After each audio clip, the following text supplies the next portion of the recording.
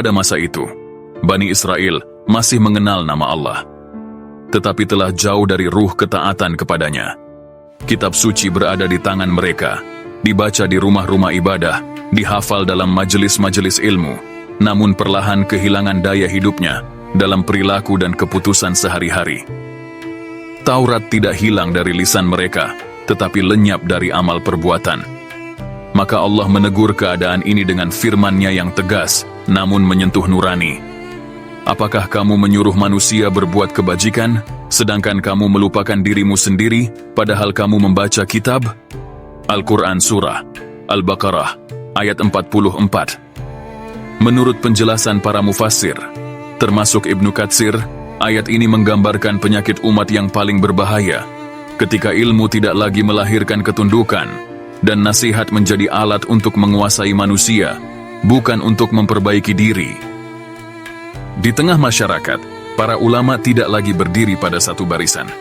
Sebagian menjual ilmunya demi kedudukan dan keselamatan dunia, menyesuaikan hukum Allah dengan kehendak penguasa.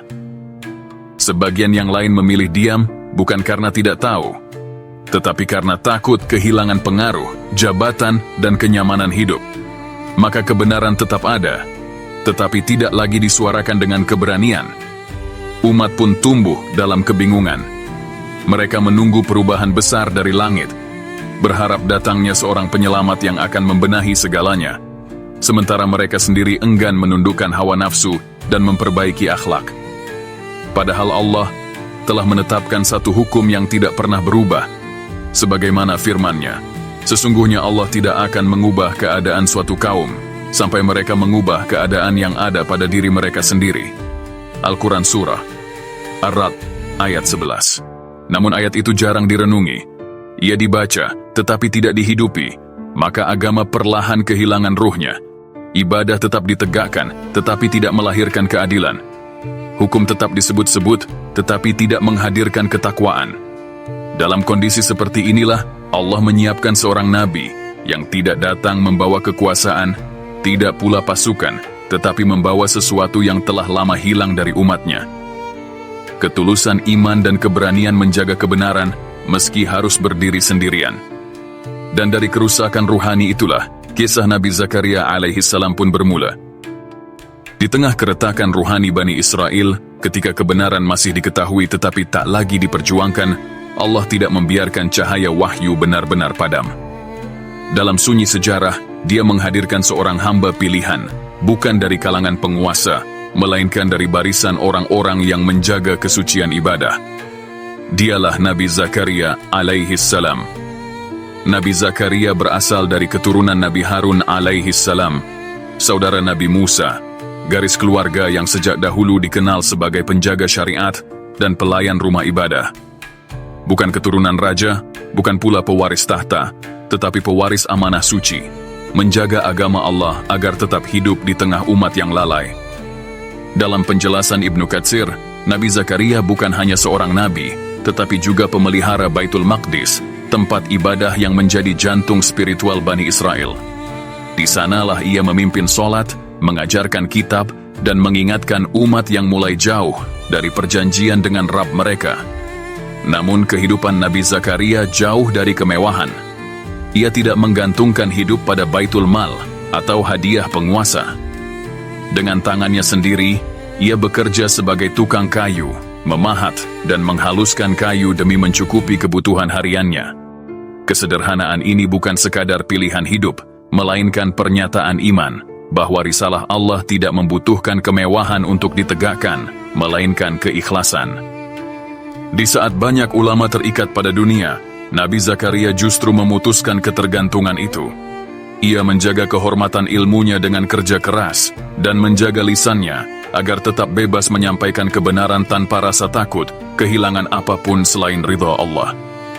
Namun amanah Nabi Zakaria jauh lebih besar, daripada sekadar memelihara bangunan suci. Ia ditugaskan menjaga sisa-sisa cahaya wahyu, nilai-nilai tauhid, ketakwaan, dan ketaatan, agar tidak lenyap di tengah umat yang hampir memadamkannya dengan kelalaian mereka sendiri.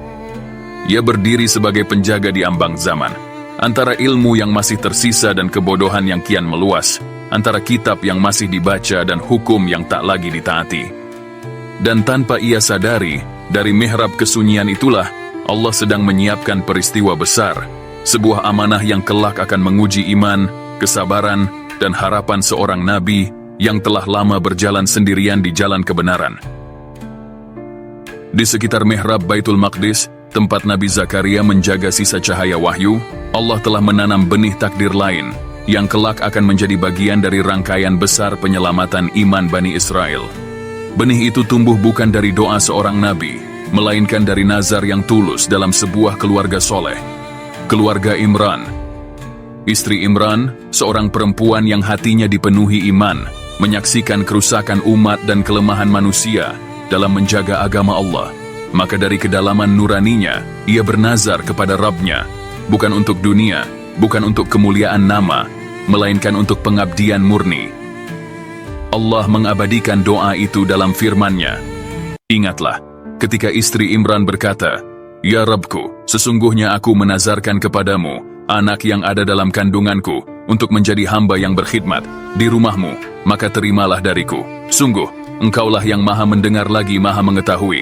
Al-Quran Surah Ali Imran ayat 35. Dalam tafsir Ibnu Katsir, disebutkan bahwa nazar ini adalah tradisi orang-orang soleh Bani Israel, menyerahkan anak laki-laki untuk melayani Baitul Maqdis, membersihkan, menjaga, dan beribadah di dalamnya. Nazar itu diucapkan dengan keyakinan, karena sang ibu menyangka anak yang dikandungnya adalah laki-laki. Namun ketika waktu kelahiran tiba, takdir Allah berbicara dengan cara yang berbeda. Anak itu lahir, bukan laki-laki, melainkan perempuan. Dengan penuh adab dan kejujuran kepada Rabb-Nya, sang ibu berkata, "Ya Rabbku, sesungguhnya aku melahirkannya seorang perempuan." Al-Quran Surah Ali Imran ayat 36. Seakan dunia berkata, nazar ini tak bisa dipenuhi, namun langit berkata sebaliknya. Allah menerima nazar itu, bukan berdasarkan prasangka manusia, melainkan berdasarkan ilmu dan hikmahnya sendiri. Anak perempuan itu diberi nama Maryam, dan ibunya memohon perlindungan Allah untuknya dari godaan setan. Allah berfirman, maka Rabb-Nya menerimanya dengan penerimaan yang baik, membesarkannya dengan pertumbuhan yang baik. Al-Quran Surah Ali Imran ayat 37. Menurut para mufasir, penerimaan ini adalah tanda bahwa Allah telah memilih Maryam sejak awal, bahkan sebelum ia menyadari siapa dirinya kelak. Nazar itu tidak gugur karena perbedaan jenis kelamin, sebab Allah tidak melihat pengabdian dari rupa lahiriah, tetapi dari ketulusan niat dan kemurnian hati. Dan dari nazar yang tampak sederhana itu, Allah mulai menyusun peristiwa-peristiwa besar yang akan mempertemukan Maryam dengan Zakaria, menguji keimanan seorang nabi, dan menyingkap rahasia doa-doa yang paling sunyi, namun paling didengar. Ketika Maryam masih seorang bayi, dan ibunya telah menunaikan nazarnya dengan penuh keikhlasan, persoalan besar pun muncul di tengah para pemuka Bani Israel. Siapakah yang paling berhak mengasuh anak yang telah Allah terima secara khusus ini? Maryam bukan anak biasa. Ia adalah putri keluarga Imron, keluarga yang dikenal kesolehannya. Maka para pendeta dan ahli ibadah merasa memiliki hak untuk mengasuhnya, bukan karena ambisi, melainkan karena mereka memahami bahwa anak ini kelak akan tumbuh di lingkungan paling suci Baitul Maqdis. Namun Allah tidak menyerahkan keputusan itu kepada hawa nafsu manusia. Untuk menetapkan kehendaknya, Allah memperjalankan satu peristiwa yang kelak diabadikan dalam Al-Quran. Para ulama sepakat melakukan undian dengan pena-pena mereka, alat yang biasa mereka gunakan untuk menulis kitab. Mereka melemparkannya ke sungai, dan disepakati bahwa pena siapa yang tetap mengapung dan melawan arus, dialah yang terpilih sebagai pengasuh Maryam. Allah berfirman, dan bukanlah engkau, Muhammad, berada di sisi mereka ketika mereka melemparkan pena-pena mereka untuk menentukan siapa di antara mereka yang akan memelihara Maryam. Al-Quran Surah Ali Imran ayat 44. Atas kehendak Allah, pena Nabi Zakaria alaihi salam tetap bertahan, tidak hanyut bersama yang lain. Maka dengan ketetapan langit, Nabi Zakaria pun terpilih, bukan sekadar sebagai wali, tetapi sebagai pendidik ruhani bagi Maryam. Nabi Zakaria menempatkan Maryam di sebuah mihrab, ruang ibadah yang sunyi dan terjaga. Di sanalah Maryam tumbuh, bukan dalam hiruk-pikuk dunia, tetapi dalam naungan zikir, kesucian, dan penjagaan Allah. Nabi Zakaria sendiri yang mengawasi keperluannya, memastikan bahwa makanan, pendidikan, dan ibadahnya terjaga dengan penuh kehati-hatian. Namun dari ruang sunyi itulah, Allah mulai memperlihatkan tanda-tanda kekuasaannya.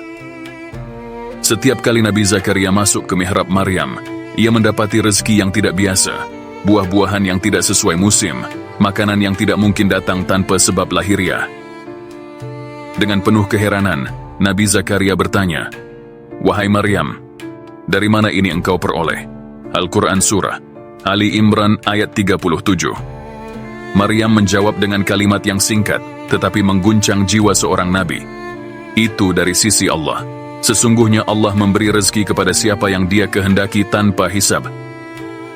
Menurut tafsir Ibnu Katsir, peristiwa ini bukan sekadar karomah bagi Maryam, tetapi pelajaran bagi Nabi Zakaria sendiri, bahwa Allah mampu memberi di luar sebab, melampaui hukum kebiasaan, dan menembus batas usia, serta kemungkinan manusia.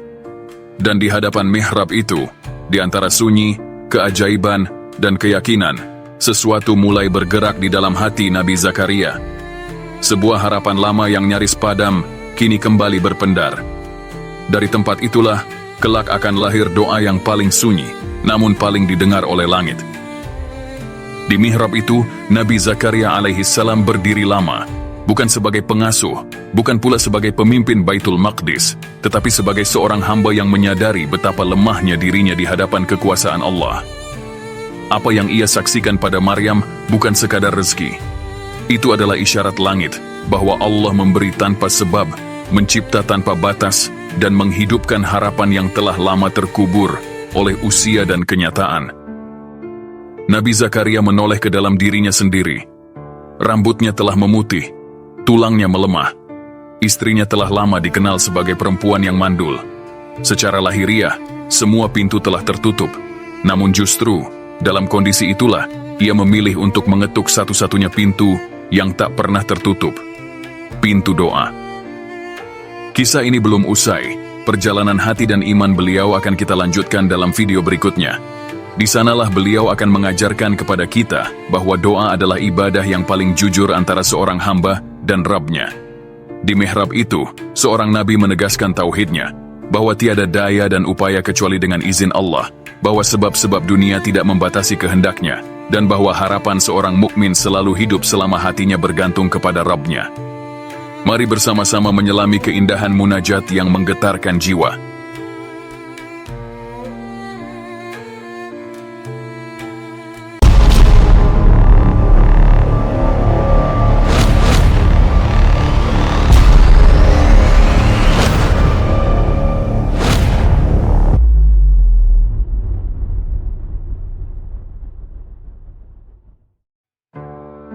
Allah menggambarkan doa itu dengan kelembutan yang jarang disematkan pada doa-doa lain.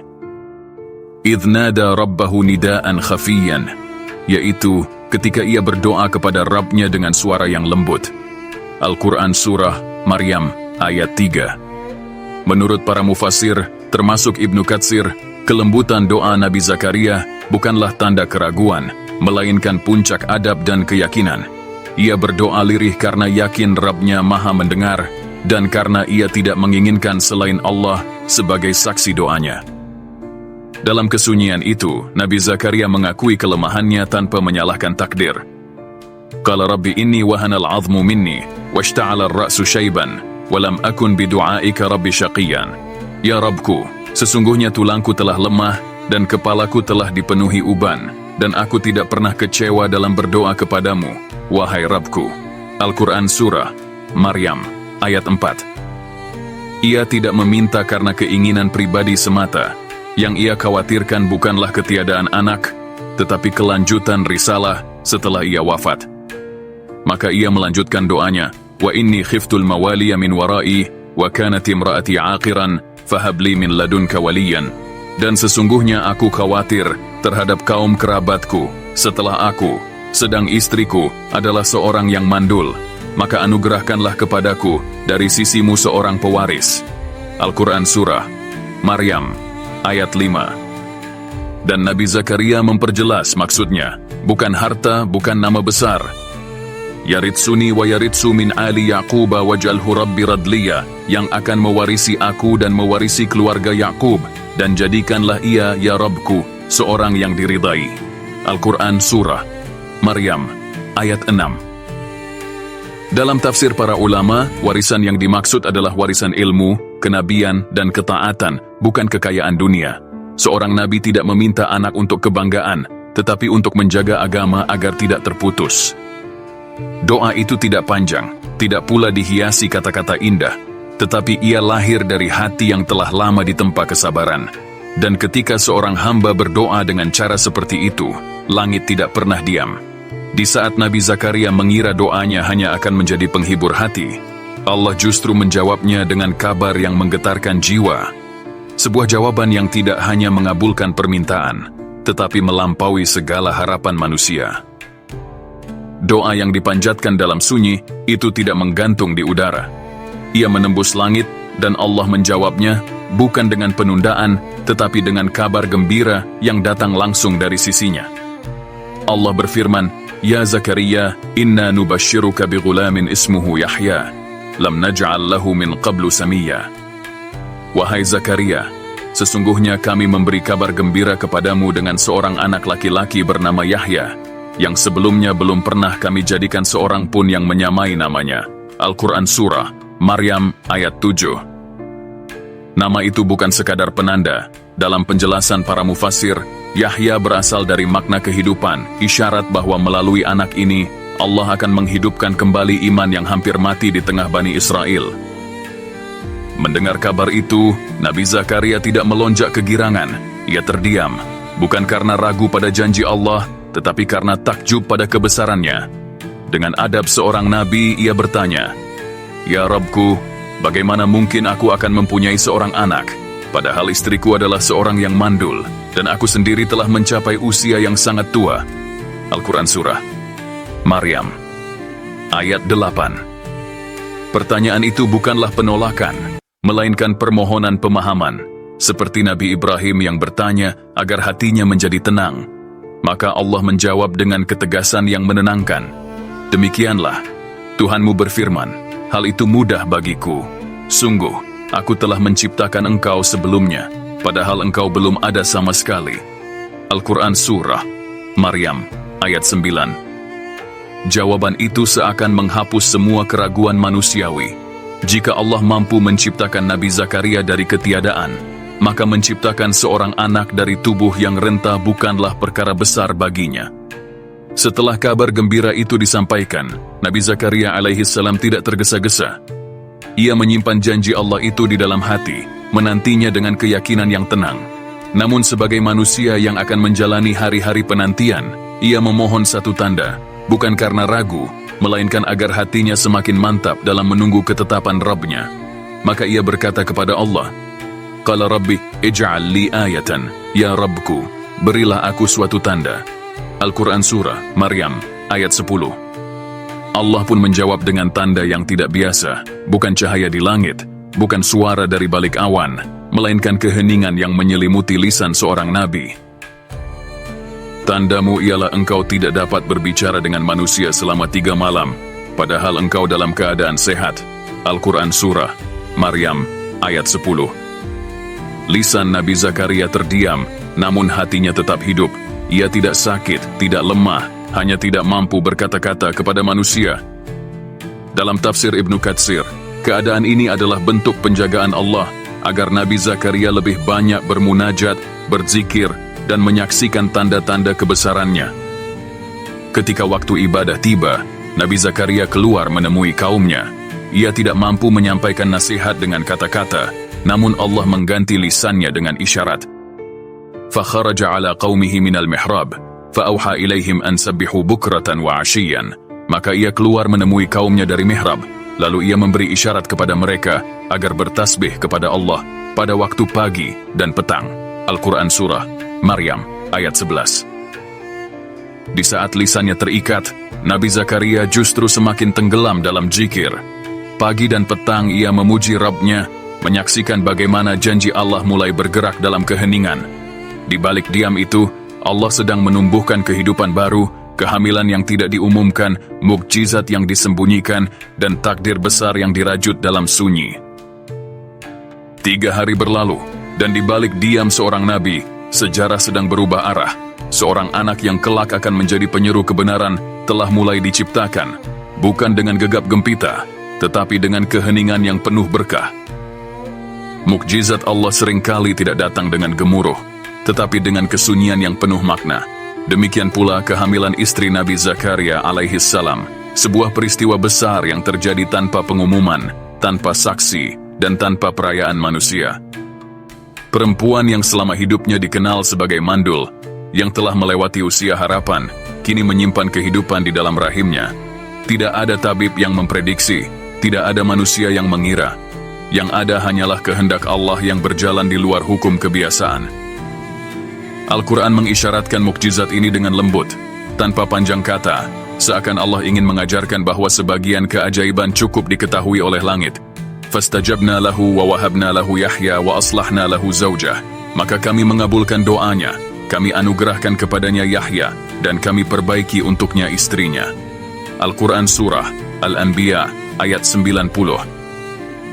Dalam tafsir Ibnu Katsir, frasa kami perbaiki untuknya istrinya dimaknai sebagai disembuhkannya kemandulan dan dikembalikannya kemampuan untuk mengandung, sebuah perubahan yang hanya bisa dilakukan oleh Allah yang Maha Kuasa.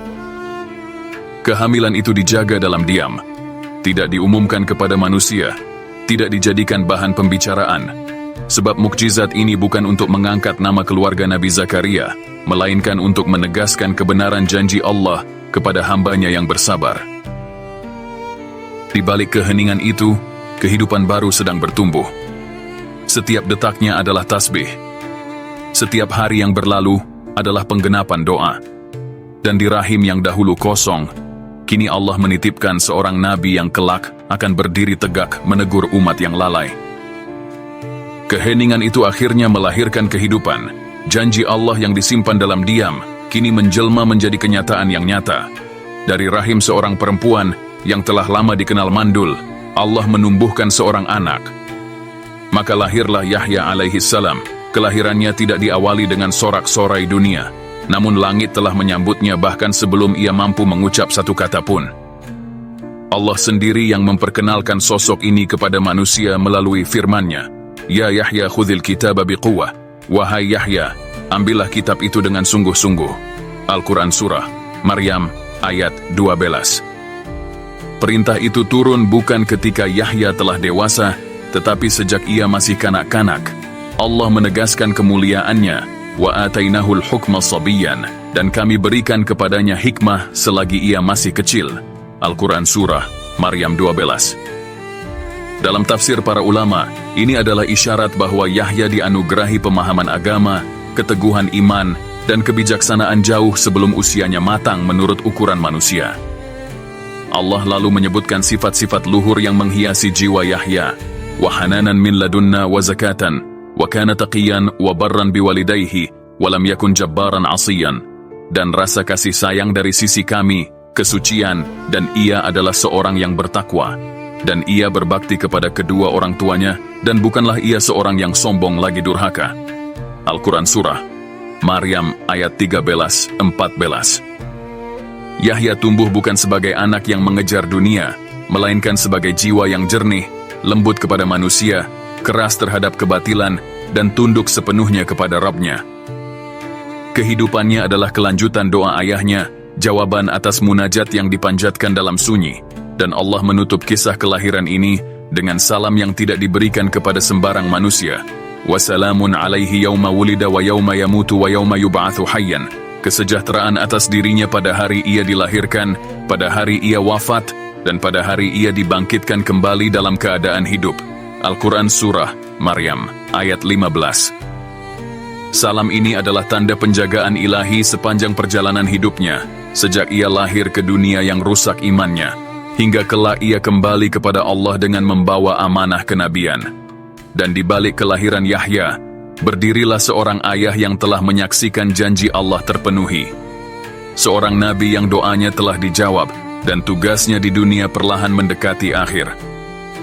Waktu terus berjalan dan setiap amanah memiliki batasnya.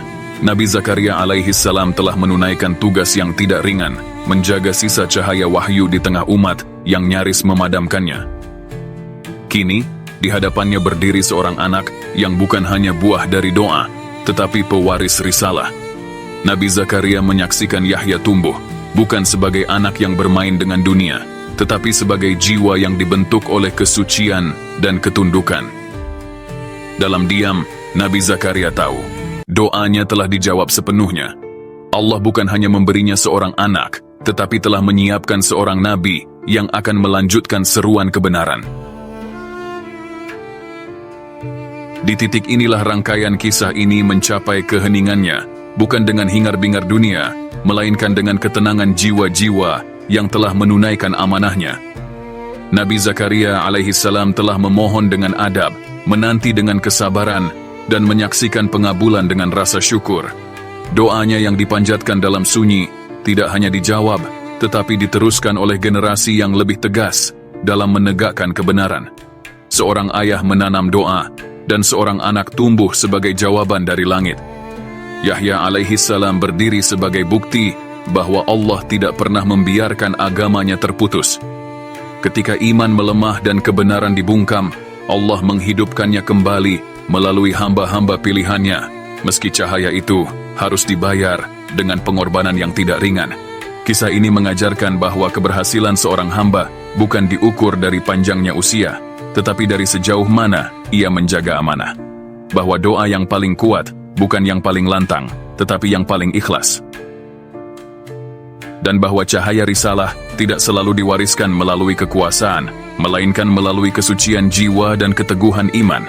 Nabi Zakaria telah berdoa, Nabi Yahya telah melanjutkan, dan kebenaran tetap hidup, meski dunia berkali-kali berusaha mematikannya. Karena selama masih ada hamba yang berdoa dengan adab, dan jiwa yang berdiri membela kebenaran, agama Allah tidak akan pernah padam.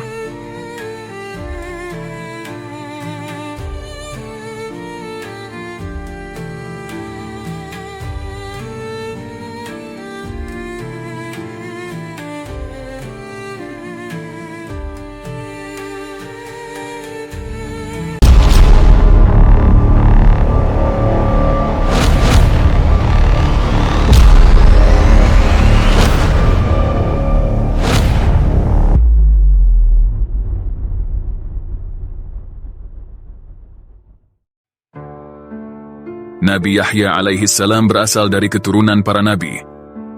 Ayahnya adalah Nabi Zakaria alaihi salam, seorang nabi yang saleh, penjaga Baitul Maqdis, dan hamba Allah yang dikenal dengan doa-doanya yang lembut. Pada usia yang telah sangat lanjut, ketika harapan manusia telah tertutup, Allah Subhanahu wa Ta'ala menganugerahkan kepadanya seorang putra. Kelahiran Nabi Yahya merupakan mukjizat besar dari Allah Subhanahu wa Ta'ala. Ia lahir dari rahim seorang wanita yang sebelumnya mandul dan dari ayah yang telah renta. Peristiwa ini menegaskan bahwa tidak ada yang mustahil bagi kekuasaan Allah. Sebagaimana Allah hidupkan harapan yang hampir padam, begitu pula Dia menghidupkan rahmatnya melalui kelahiran Nabi Yahya. Kelahiran Nabi Yahya terjadi pada masa yang penuh ujian. Saat itu Bani Israel berada di bawah penjajahan Kekaisaran Romawi. Palestina dipimpin oleh Raja Herodes sebagai wakil Romawi, seorang penguasa yang dikenal kejam, lalim, dan tidak berperi kemanusiaan. Hukum agama dipermainkan, dan kebenaran seringkali dibungkam demi kepentingan kekuasaan. Namun di tengah situasi yang gelap itu, Nabi Yahya tumbuh sebagai anak yang soleh, lembut, dan penuh ketaatan. Sejak kecil, ia telah menunjukkan kecintaan yang besar kepada Allah Subhanahu wa Ta'ala dan bakti yang tulus kepada kedua orang tuanya. Allah Subhanahu wa Ta'ala menganugerahkan kepadanya hikmah dan pemahaman agama sejak usia kanak-kanak, sesuatu yang jarang diberikan kepada manusia biasa. Nabi Yahya dikenal sebagai pribadi yang penyayang, bukan hanya kepada sesama manusia, tetapi juga kepada seluruh makhluk hidup. Tumbuhan, hewan, dan alam seakan merasakan ketenangan di sekitarnya. Sifat kasih sayang ini merupakan bagian dari karunia Allah Subhanahu wa Ta'ala yang disebutkan langsung dalam Al-Quran. Sebagai utusan Allah Subhanahu wa Ta'ala, Nabi Yahya dikaruniai berbagai mukjizat. Salah satu yang paling menonjol adalah keluasan ilmunya. Ia dikenal sebagai orang yang sangat cerdas dan bijaksana pada masanya. Sejak kecil, Nabi Yahya gemar membaca dan mendalami ilmu agama. Bahkan, ia mampu menghafal kitab Taurat di usia sangat muda. Allah Subhanahu wa Ta'ala berfirman, "Wahai Yahya, ambillah kitab Taurat itu dengan sungguh-sungguh, dan kami berikan kepadanya hikmah selagi ia masih kanak-kanak." Al-Quran Surah Maryam ayat 12. Dan Allah melanjutkan, "Dan rasa belas kasihan yang mendalam dari sisi kami, dan kesucian dari dosa. Dan ia adalah seorang yang bertakwa." Al-Quran Surah Maryam, ayat 13. Ayat ini menunjukkan bahwa Nabi Yahya bukan hanya berilmu, tetapi juga disucikan dan dijaga dari dosa.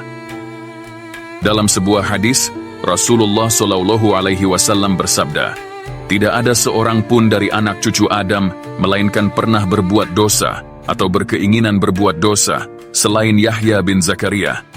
Hadis riwayat Ahmad. Kesucian inilah yang membuat setan tidak mampu menggoda Nabi Yahya. Bahkan diriwayatkan bahwa ketika beliau berzikir di dalam gua, dengan penuh kekhusyukan, binatang-binatang buas mendekatinya, namun tidak mengganggunya. Mereka justru pergi dengan penuh ketundukan, seakan mengenali kemuliaan hamba Allah di hadapan mereka. Sejak kecil, Nabi Yahya telah menyadari bahwa hidup bukanlah untuk bermain-main, melainkan untuk beribadah. Ia sering menolak ajakan bermain dari teman-temannya, dan lebih memilih belajar serta mendekatkan diri kepada Allah.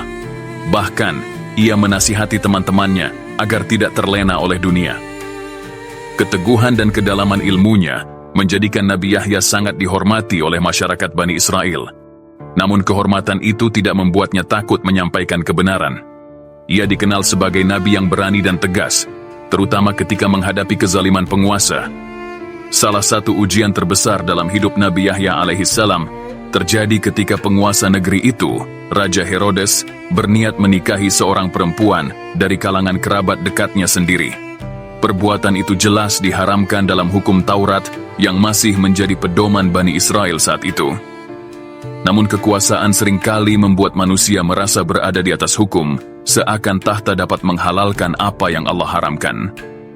Ketika kabar itu sampai kepada Nabi Yahya, beliau tidak berdiam diri. Hatinya yang suci tidak mampu menerima kebatilan, apalagi jika kebatilan itu dipertontonkan secara terang-terangan oleh seorang penguasa. Dengan penuh keberanian, Nabi Yahya berdiri di hadapan masyarakat dan menyampaikan kebenaran tanpa rasa takut. Dengan suara yang tenang namun tegas, ia menegaskan bahwa pernikahan tersebut adalah haram dan melanggar hukum Allah. Ia tidak mencela pribadi, tidak pula menghina, melainkan menyampaikan hukum sebagaimana adanya.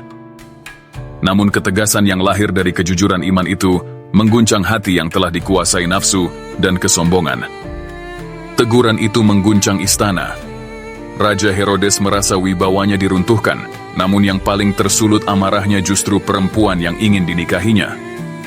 Dalam hatinya tumbuh kebencian yang membara terhadap Nabi Yahya.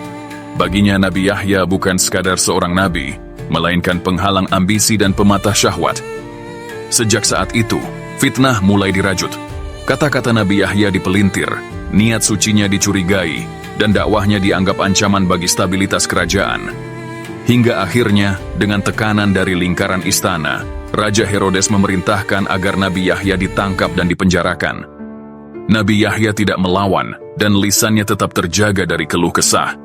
Ia memahami bahwa kebenaran tak membutuhkan pembelaan diri, dan kehormatan seorang hamba tidak terletak pada luasnya dunia yang ia miliki, melainkan pada kokohnya iman yang ia genggam. Di balik dinding penjara yang kelam, hatinya justru bercahaya oleh zikir dan doa yang tak terputus. Di balik jeruji, Nabi Yahya menghabiskan malam-malamnya dengan munajat. Air matanya mengalir bukan karena takut mati, melainkan karena sedih melihat umatnya yang tenggelam dalam kebatilan.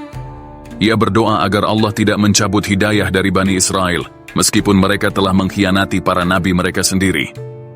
Sementara itu, kebencian di istana terus tumbuh. Hingga suatu hari, diadakan sebuah perjamuan besar. Musik mengalun, minuman mengalir, dan nafsu merajalela. Dalam suasana itulah, perempuan pendendam itu melancarkan rencana terakhirnya. Ia menyuruh putrinya menari di hadapan raja dan para pembesar. Raja Herodes terpesona. Dalam keadaan mabuk oleh pujian dan kesenangan, ia bersumpah akan memberikan apapun yang diminta, bahkan jika itu separuh kerajaannya. Maka dengan suara yang telah diajarkan, sang gadis berkata, "Aku meminta kepala Yahya bin Zakaria." Istana terdiam. Raja tersentak, hatinya bergejolak. Ia tahu bahwa Yahya adalah seorang nabi, seorang hamba Allah yang suci. Namun sumpah telah terucap, dan rasa takut kepada manusia mengalahkan rasa takut kepada Allah. Perintah pun dikeluarkan. Nabi Yahya alaihi salam dibawa keluar dari penjara. Dalam riwayat disebutkan, beliau menyambut ajalnya dengan ketenangan yang luar biasa. Wajahnya bersih dari amarah, lisannya basah oleh zikir, dan hatinya sepenuhnya berserah kepada Rabb-Nya. Darah seorang nabi pun tertumpah. Darah seorang hamba yang tidak pernah mengenal dosa. Darah seorang penyeru kebenaran yang enggan berdamai dengan kebatilan. Bumi seakan menolak menerima darah itu. Dalam beberapa riwayat disebutkan, darah Nabi Yahya terus mengalir dan tidak mengering sebagai tanda murka Allah terhadap kezaliman yang terjadi.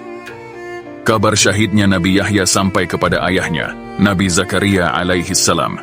Hati sang ayah hancur, namun imannya tetap tegak. Ia tahu bahwa putranya telah mencapai derajat tertinggi di sisi Allah, derajat para syuhada. Tidak lama kemudian kezaliman itu dibalas oleh Allah. Kerajaan Herodes runtuh, kekuasaannya lenyap, dan kehinaan menimpa mereka satu persatu. Sebab Allah tidak pernah membiarkan darah para nabi tertumpah tanpa keadilan.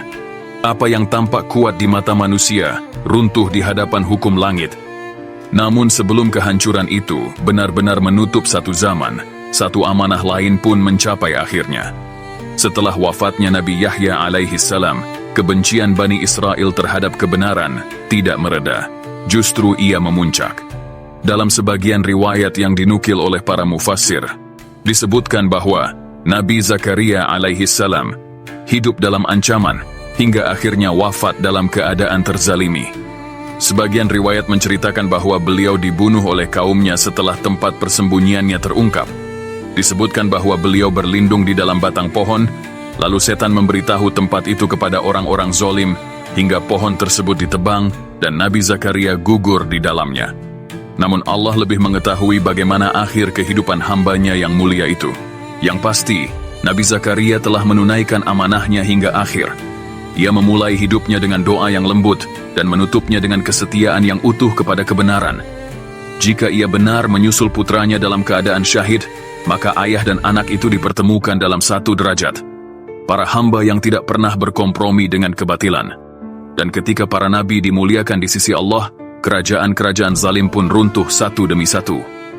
Allah pun mengabadikan kemuliaan Nabi Yahya alaihi salam dalam firman-Nya, dan kesejahteraan dilimpahkan atas dirinya pada hari ia dilahirkan, pada hari ia wafat, dan pada hari ia dibangkitkan hidup kembali. Al-Quran Surah Maryam ayat 15. Demikianlah Nabi Yahya alaihi salam, seorang nabi yang hidup dalam kesucian, berdakwah dengan keberanian, dan wafat dalam kemuliaan. Kisahnya adalah pelajaran abadi bahwa kebenaran mungkin dibungkam, namun tidak pernah mati. Bahwa cahaya bisa ditutupi sesaat, tetapi akan selalu menemukan jalannya untuk bersinar. Dan di setiap zaman kezaliman, selalu ada warisan Nabi Yahya. Keberanian berkata benar, meski harus dibayar dengan nyawa.